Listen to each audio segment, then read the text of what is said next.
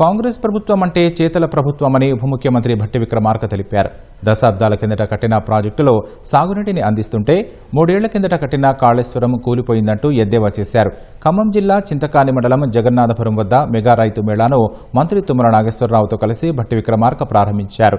9 రోజుల్లో 9,000 కోట్లు రైతుల ఖాతాల్లో వేశామన్న భట్టి మొక్కజొన్న కొనుగోలు చేసిన ఏకైక రాష్ట్ర ప్రభుత్వం తెలంగాణని పేర్కొన్నారు. ఖమ్మం జిల్లాలో రేపటి ఆశీర్వాద సభకు 3 లక్షలకు పైగా రైతులు తరలివస్తారని భట్టి వెల్లడించారు. కేంద్ర ప్రభుత్వ సహకరించకపోయినా రైతులకు కావాల్సిన యూరియాను అందిస్తున్నామని మంత్రి తుమ్మల నాగేశ్వరరావు తెలిపారు.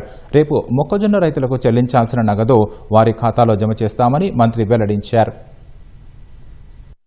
పొలంలో రైతు వాళ్ళ దుక్కి దున్నటానికి ఆ మడిలో అడుగుపెట్టిన రైతు కాళ్లకు తగిలేటువంటి ప్రతి చుక్క ఆనాటి కాంగ్రెస్ ప్రభుత్వాలు చేసుకొచ్చినాయి తప్ప మధ్యలో వచ్చినటువంటి టీఆర్ఎస్ పార్టీ చేసుకొచ్చింది లేదు. ఇది చరిత్ర లెక్కలతో సహా చెప్పడానికి ఈ ప్రభుత్వం సిద్ధంగా ఉంది. అందుకే శాతల ప్రభుత్వాలు 10 కాలాల పాటు ఉంటాయి. మాటలు చెప్పి మాయ చేసి మభ్యపెట్టి ఉన్నవి లేనట్టు లేని ఉన్నట్టు భ్రమలు కల్పించేటువంటి ప్రభుత్వాలు పార్టీలు అలా వస్తూ ఉంటాయి, పోతూ ఉంటాయి. అలా వచ్చిపోయినటువంటి పార్టీయే టీఆర్ఎస్ పార్టీ. ఇక మళ్ళీ వచ్చేది లేదు, తిరిగేది కూడా లేదు.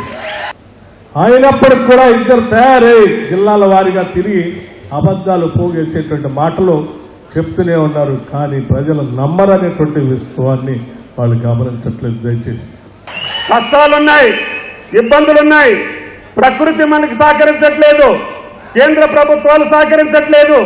అయినా శక్తిని అంతటినీ కూడగట్టుకొని భట్టి గారి యొక్క సహాయ సహకారాలతోటి నేను 2.5 సంవత్సరాలుగా ఈ వ్యవసాయ శాఖను నడిపే అవకాశం ఇచ్చినటువంటి ముఖ్యమంత్రికి ఉప ముఖ్యమంత్రికి ధన్యవాదాలు తెలియజేస్తున్నా. వాళ్ళు మానేసినటువంటి ఫామ్ మెకనైజేషన్కి డబ్బులు ఇవ్వాలి, మన రైతులకి చిన్నతర రైతులకి పనిముట్లుంటే వ్యవసాయం సులువు అవుతుంది, లేబర్ దొరకట్లేదు అని అంటే పెద్ద మనసుతోటి ఫామ్ మెకనైజేషన్కి 1000 కోట్లు శాంక్షన్ చేసినటువంటి ప్రభుత్వం మన ప్రభుత్వం అని చెప్పి మీకు ఈ సందర్భంగా మనం చేస్తున్నాం. ఈనాడు భారతదేశంలో అందరికీ మందులు కొరతుంది, కానీ మనం దెబ్బలాడి కేంద్రం మీద ఒత్తిడి తీసుకొచ్చి మెడలు వంచి మనకు కావలసినటువంటి ఎరువులు సంపాదించుకుంటున్నాం. మీరు అందుకనే సక్రమైనటువంటి రైతుకే ఎరువు వెళ్లాలని చెప్పి టెక్నాలజీని కూడా వాడి మా కలెక్టర్ గారి యాప్ ద్వారా అడిగినటువంటి రైతులకి అందరికీ ఎరువులు సప్లై చేసే బాధ్యత తీసుకున్నారు. ఈరోజు ఎక్కడా కూడా రైతులను మోసం చేసేటటువంటి వ్యక్తులు, బ్లాక్ మార్కెట్ చేసే వ్యక్తులు, ఈ యొక్క యూరియాని వేరే పరిశ్రమలకు మార్చేటటువంటి వ్యక్తుల యొక్క ఆగడాలు అరికట్టడం కోసం టెక్నాలజీలు వాడుతున్నాం. అదేవిధంగా మీకు వాతావరణానికి కూడా ఒక యాప్ పంపించాం. ఈరోజు చింతకాలంలో వర్షం పడుతుందా పడదా చూసుకునే అవకాశం కూడా మీకు ఇచ్చాం. ఆ యాప్ ద్వారా మీరు ఆ వాతావరణ పరిశీలన చేసుకొని మీ వ్యవసాయం ముందుకెళ్ళవచ్చు.